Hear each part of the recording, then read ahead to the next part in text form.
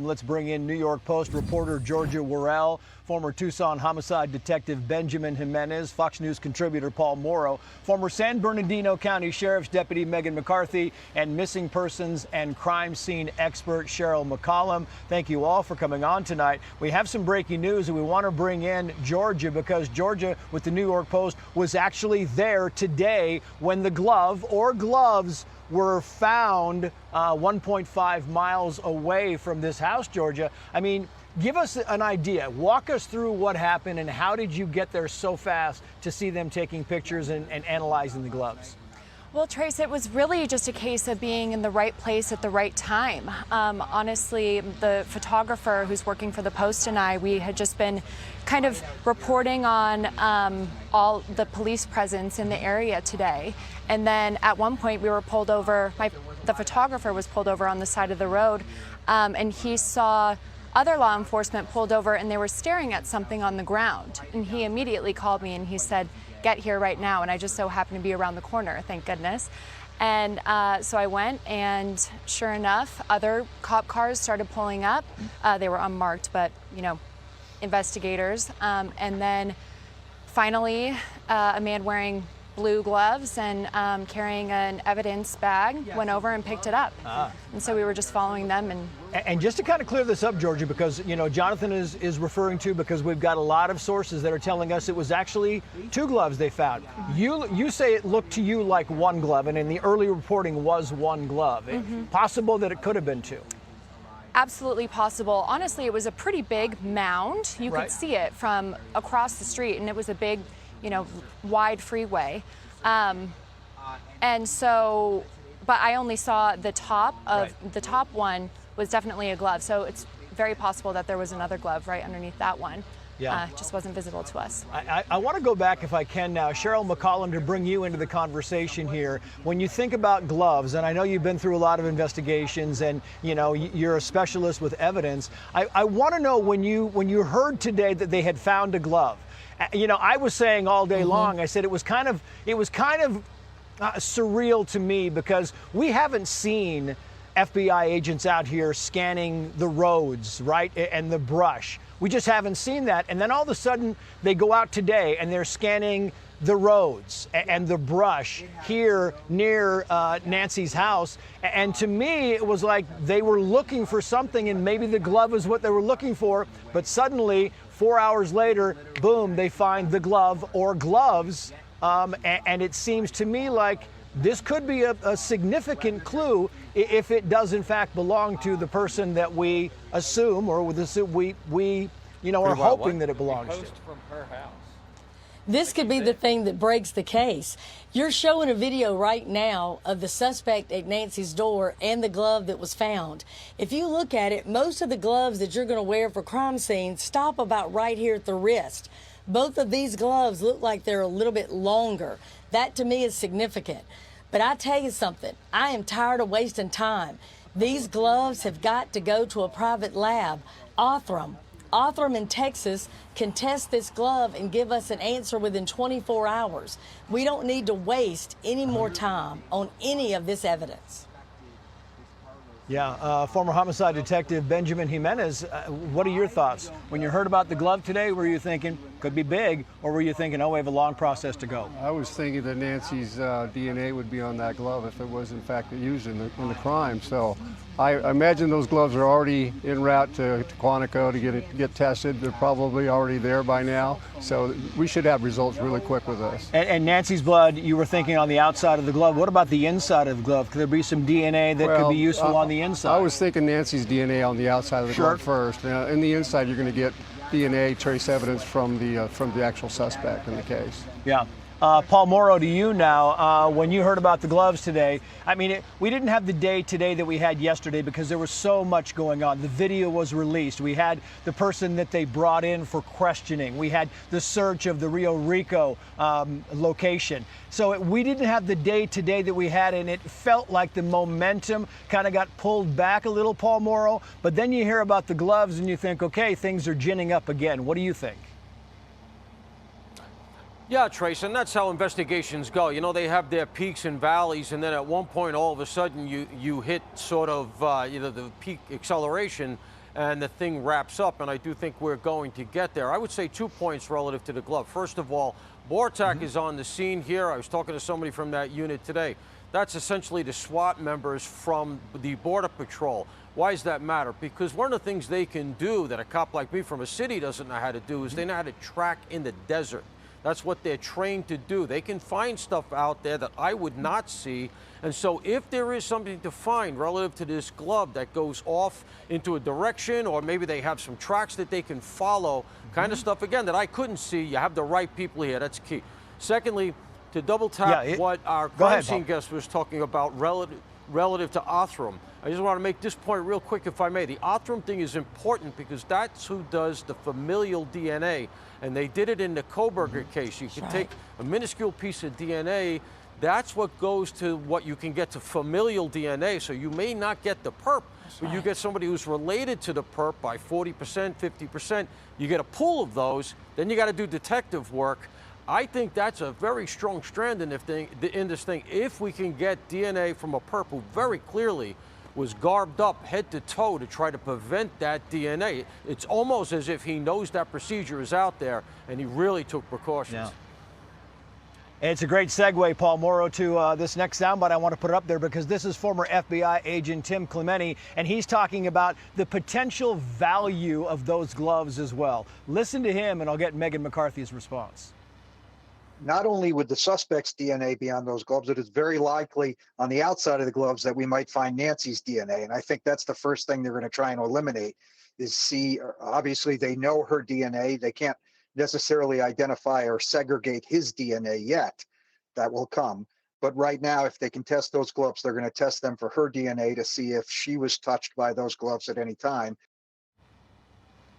I mean, you have Paul Mauro and you have Benjamin Jimenez, Megan McCarthy saying, listen, this is what we're looking for on the gloves. What do you think? How big of a deal do you think finding these gloves, if in fact they are the gloves of the person who walked up on the porch 11 mornings ago? What do you think, Megan?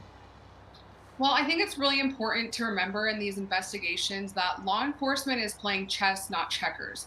They have so many tips to comb through. They have so many pieces of evidence that, quite honestly, the public is not privy to. And I understand that. There are portions of the investigation that the public is not supposed to know in order to keep the preservation of the investigation for when time comes to be in the court.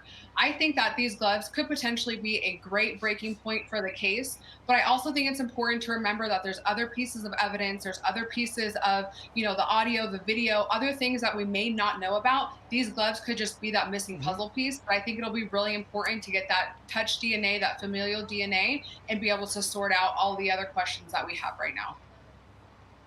Yeah, I mean, really a lot of questions we do have, and it's interesting as you watch the investigation go on and proceed, and there's always new things that are kind of being added. I want to kind of go quickly now because we had Annie Guthrie's house today, and there were two people in there, and as Jonathan Hunt made very clear at the top of this show, we don't really know who those people are. It appears they were federal agents. That's by most accounts, but we didn't have any identification, so we don't know who they are and what their goal was, but they did bring things out of the house, and that was significant. The very fact, Benjamin Jimenez, to you, as you see these two agents, these two men walk back into Annie Guthrie's house and they bring out items and they go in the mailbox, and it looks like they are doing detective work around there. And there's been a lot of speculation on why they keep going back to Annie Guthrie's neighborhood. Why do they keep going back to the house? And what's your answer to that? They're following up on leads. The numerous leads that have been coming inside into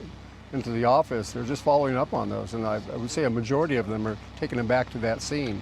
So they've got evidence to collect, and they're canvassing the area again. So they've been out there so much. So I truly believe that they're going back there because of the leads. Are you, as a homicide detective, former homicide detective, are you suspicious at all that they keep going back, or is this just standard operating procedure? It's standard, but I believe in the very beginning they would have wanted to eliminate the family connections to this crime. So Yeah.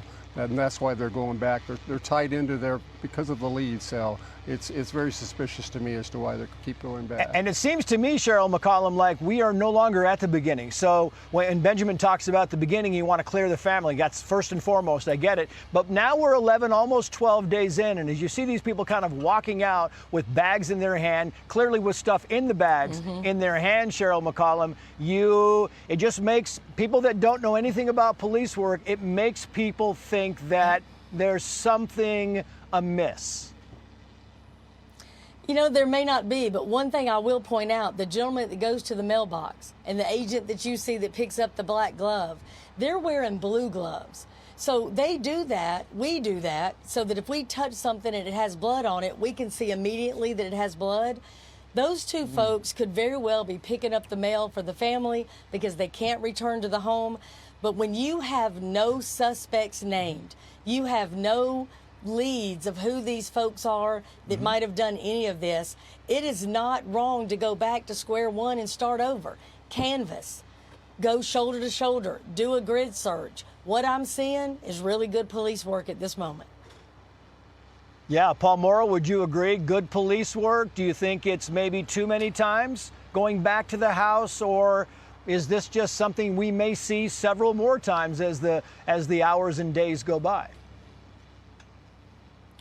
Well, I'm going to agree that, of course, if you get new leads in, if we're getting tips, which we know that we are, there are things they got to follow up on. You absolutely have to do that. I'm going to cut a little bit of a different way, just in the sense that I don't know that I attach that much significance to this particular incident just because of how casual they are. I would argue that there is almost certainly not evidence in the bags that they're carrying. It's a supermarket bag. They throw it in the back of the truck. They shut the door. They leave.